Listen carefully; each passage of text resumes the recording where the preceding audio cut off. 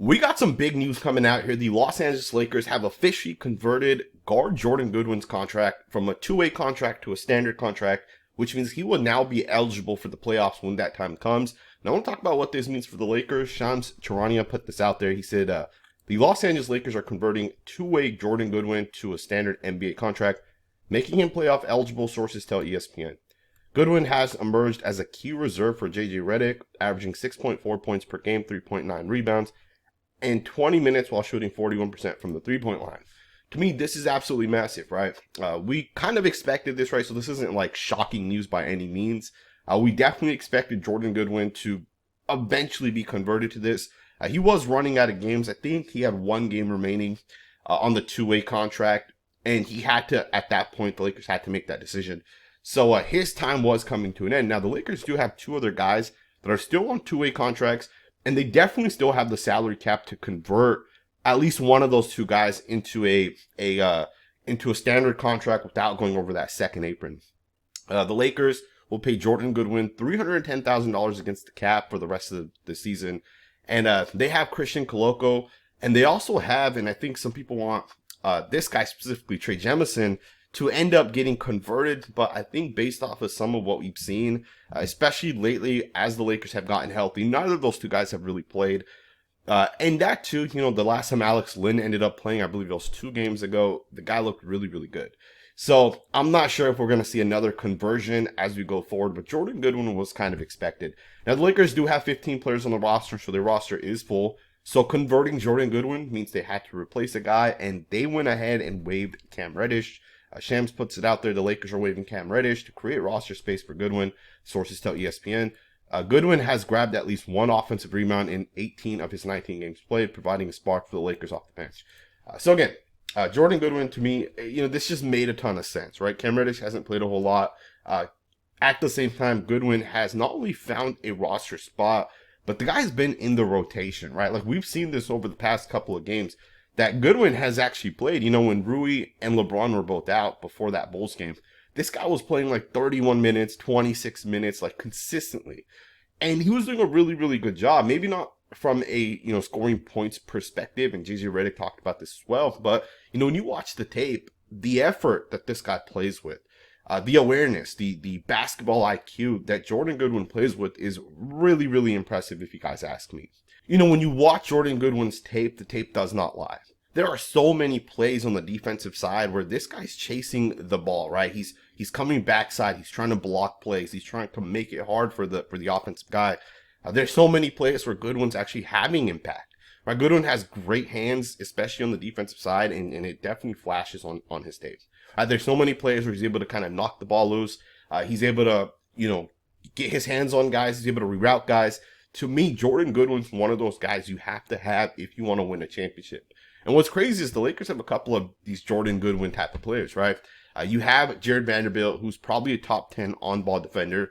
You have Dorian Finney-Smith, who's also very, very solid in his own right. And now you have Jordan Goodwin, right? And plus, one of the things we do have to realize is the Lakers probably understand they're going to lose one of these guys, right? Like, Dorian Finney-Smith has a player option coming up. There's a chance he ends up opting out, and there's a chance he ends up going and getting a contract somewhere else. Vanderbilt's under contract. I think he'll probably be here for a couple more years, especially given the window that the Lakers are kind of in, where they could actually win a championship. But just having Jordan Goodwin converted, being able to get him that experience when the playoffs kind of come around, to me is phenomenal. Again, on the defensive side, this guy's really, really, really good. There's one play that comes to mind against the Spurs just a couple days back, where Goodwin does a really good job getting the ball out of Chris Paul's hands, right? And you see those quick hands on tape. There are other plays as well where this guy's able to be really aggressive, just kind of stay on top of his offensive guy he's guarding, and he just stays right on top of it. He's able to shut it down. And there's just so many moments like this with Jordan Goodwin on tape, right? The guy's a very, very good defender. And I think for the Lakers, this has made a ton of sense. Now, it will be interesting to figure out the rotation as we kind of go forward. JJ Redick does go to this small ball rotation a ton. And it's interesting to think about it because when you get into this small ball situation, depending on the team that you're playing, it could put you in a bad spot. But having guys like Jared Vanderbilt, who's long and can play defense, having guys like Goodwin out there, Goodwin's like 6'5.5", so he's long and lengthy himself. having these type of guys allows that small ball lineup to actually be successful, right? There's times, and we even saw it yesterday against the Pacers. There were times when Jackson Hayes was not on the court. LeBron James was essentially playing that 5, right? Him, Rui Hachimura's in the game at the same time. You got Gabe Vincent, Luka or Austin Reeves, Jordan Goodwin or Vanderbilt, right? The Lakers essentially go to this small ball lineup, and that's going to be one of the lineups they utilize a lot this season. Jackson Hayes does a really good job defending. He does a really good job. He has high effort. He does some of the things you want, but Jackson Hayes on the offensive side is going to be limited. So you go with this small ball lineup and you'll be able to score more points. And I expect the Lakers to go a lot more often with that type of lineup, right? Where essentially you're gonna get smaller and you're gonna say, hey, we need to rotate well. We need to play good team defense. And that's how we're going to be able to guard guys like Miles Turner or some of these 7-foot type of players, right? And it will be interesting as the Lakers kind of figure it out as we go forward. Yesterday against the Pacers, Goodwin only did play 7 minutes. So that was the least amount of minutes he had played in the past 3 weeks.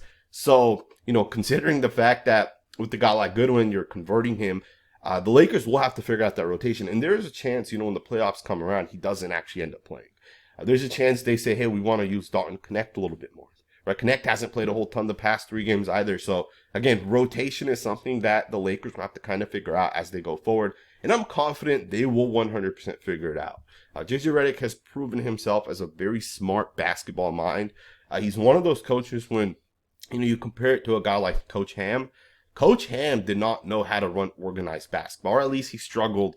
It's not that he doesn't know how to run it, right? That'd be the wrong thing to say. He's obviously a coach. He knows what to do.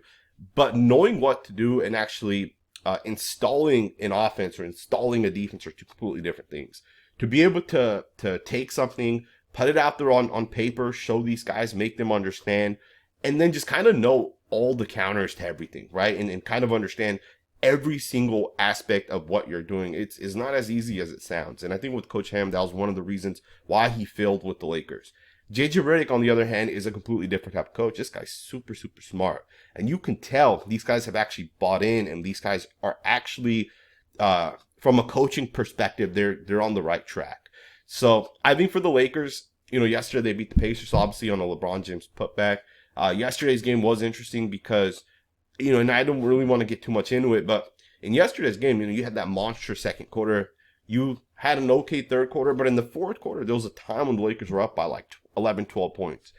And out of nowhere, the Pacers get up, they go on this run, and they're up now 4 or 5 points.